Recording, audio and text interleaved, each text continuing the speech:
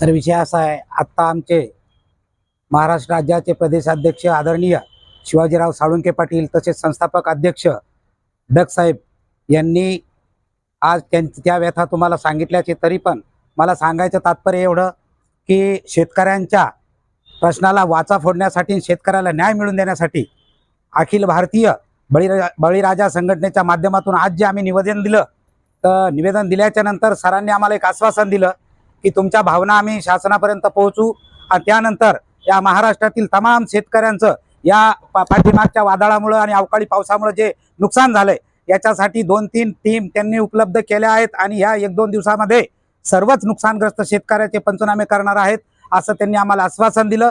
व आम्ही या निवेदनाद्वारे त्यांना एक सांगितलं की याच्यानंतर शेतकऱ्यांच्या कर्जमाफीचा जर विचार झाला नाही तर काही दिवसामध्ये या महाराष्ट्र राज्यामध्ये बळीराजा संघटनेच्या माध्यमातून तीव्र स्वरूपाचं आम्ही एक जन आंदोलन उभा करणार आहोत।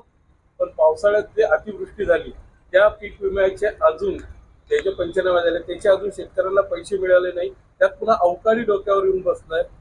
कसं बघायचं, सरकारच्या या बोलण्यावर भरोसा ठेवा इतपत सरकार लायक आहे का? नाही सर, 100% का सरकार शेतकऱ्यांच्या भावनेचा विचार करत नाही आणि हे सरकार आमच्या संघटनेच्या माध्यमातून शेतकऱ्याचे विरोधी सरकार आहे आणि सरकार फक्त उद्योजकाच्या बाजूने उभा राहते आणि शेतकऱ्याच्या भावनेचा आतापर्यंत सरकारने कुठेतरी विचार एका करायला पाहिजे होता, पण आजपर्यंत केला नाही। आणि इथून पुढे बी सरकारचं जर असंच ध्येय धोरण असलं तर 100% आमचं हे बळीराजा संघटनेचं आंदोलन या छत्रपती संभाजी नगरच्या मधून महाराष्ट्रापर्यंत नव्हे तर मंत्रालयाच्या आझाद मैदानावरती तीव्र स्वरूपाचं आम्ही असं आंदोलन एका करून आणि सरकारला जागा करण्याचं काम करू। जसं सांगितलं का आम्हाला जिल्हाधिकाऱ्यांनी सांगितलंय का आम्ही टीम तयार केलेल्या आहे, पंचनामे होणार आहे, पण दुसऱ्या जिल्ह्यांमध्ये पंचनाम्याला सुरुवात झाली, 2 दिवस झाले, छत्रपती संभाजीनगर अजून मागेचे।